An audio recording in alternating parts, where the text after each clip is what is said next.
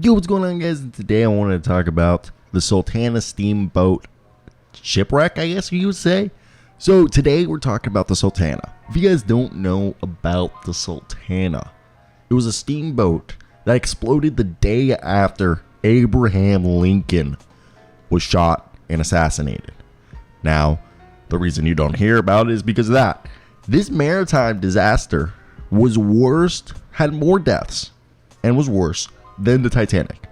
I think 100 more people died. Last night I was on an hour-and-a-half phone call with one of my best friends, and we could not believe that we had never heard of the Sultana. So let's get right into the story, and if there was anything else you guys wanted to hear, let me know down below. The Sultana was a commercial side-wheel steamboat. It met a tragic end on April 27, 1865, when it exploded and sank in the Mississippi River, just outside of Memphis, Tennessee. The devastating event claimed the lives of 1,167 individuals, primarily POWs, prisoners of war, Union Jacks, marking it as the most severe maritime disaster in the history of the United States. Constructed of wood in 1863 by John Leatherbury Boatyard in Cincinnati, Ohio, Sultana was initially designed for the lower Mississippi cotton trade. With a registration of 1,719 tons, the steamboat typically accommodated a crew of 85 personnel. Over 2 years of service, it operated a regular route between St. Louis and New Orleans, often tasked with transporting troops during the American Civil War. Despite being designed for 376 passengers, Sultana was carrying 2,128 when 3 of its 4 boilers exploded, leading to its sinking near Memphis, Tennessee. The tragedy was somewhat overshadowed in the media by the events surrounding the end of the Civil War, such as the killing of President Abraham Lincoln's assassin, John Wilkes Booth, the day before the disaster, and Abraham Lincoln himself, I guess, a day or two before that. Regrettably, nobody was ever held responsible for this catastrophic event, which we'll talk about later. The disaster unfolded when James Cass Mason, the captain of the vessel, was reaching Vicksburg, Mississippi, and received a proposal from Captain Reuben Hatch, the chief quartermaster at Vicksburg. Thousands of recently released Union prisoners of war were waiting for transport to the northern states, and the U.S. government offered steamboat captains compensation for their services. In need of money, Mason agreed to Hatch's offer, setting the stage for the tragic events that followed. Around 2 a.m. on April 27, 1865, approximately 7 miles north of Memphis, Sultana's boilers violently exploded, causing widespread destruction. The steam explosion emanated from the top rear of the boilers, tearing through crowded decks, destroying the pilot house, and rendering the steamboat uncontrollable. They said the reason why this happened was due to a defect in the design of the boilers, which we'll get into later. The ensuing chaos resulted in significant loss of life immediately, with survivors facing fire, collapsing decks, and desperate struggle for safety in the water, as many people were killed instantly. The exact death toll remains uncertain, with various reports providing conflicting numbers. The disaster prompted investigations into its causes, revealing the mismanagement of water levels in the boilers, coupled with severe overloading in a top-heavy structure, contributed to the catastrophic explosion.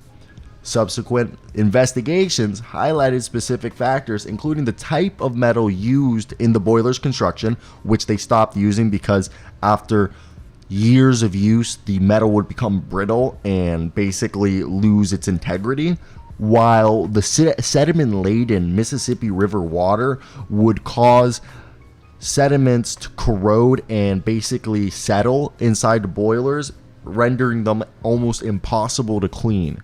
And this was all basically, you would say, faults of the design of the boilers.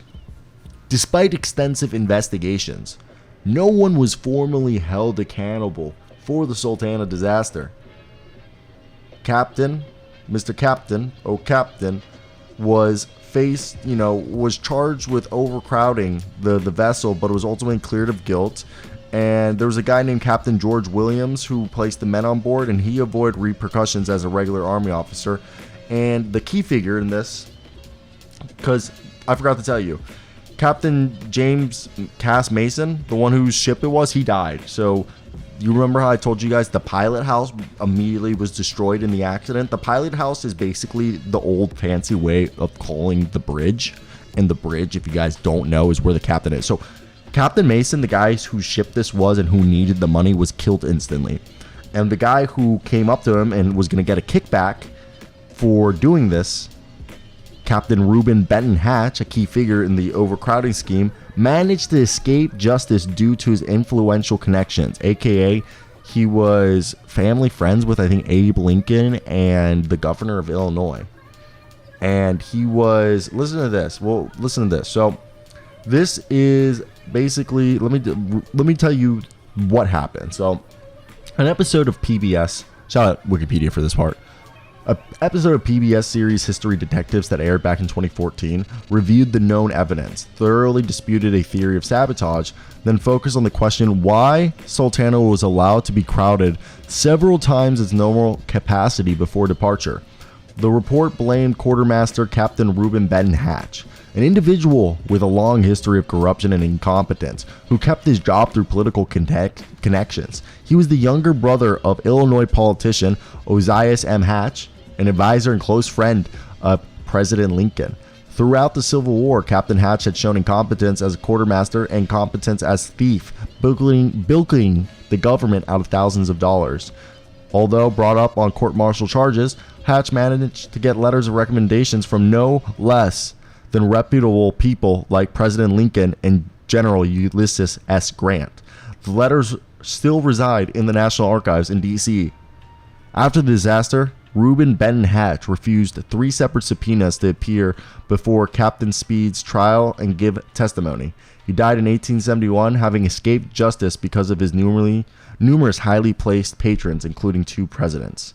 And like I said, Captain Speed, who was a Union officer who sent the soldiers there, was charged with grossly overcrowding the Sultana and was found guilty.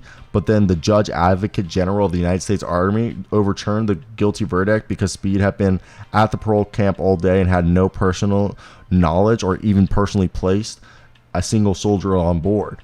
While there's another guy named Captain George Williams who had placed the men on board, but he was a regular Army officer and the military refused to go after one of their own. So Captain Hatch, who had concocted a bribe with Captain Mason to crowd as many men on the Sultana as possible, had quickly quit the service to avoid court-martial. Then Captain Mason of the Sultana, who ultimately was responsible for overloading his own vessel, and part of the reason was he had these repairs that he didn't really get done, died in the disaster. So in the end, no one is ever held accountable for this natural disaster, which is incredible. But that's it. What are your guys' thoughts on the Sultana? I know there's other videos on it, but I thought I'd give you guys my attempt on doing it. So that's it. I hope you guys did enjoy it. But yeah, like, comment, subscribe, do all that good stuff, and enjoy your Thanksgiving.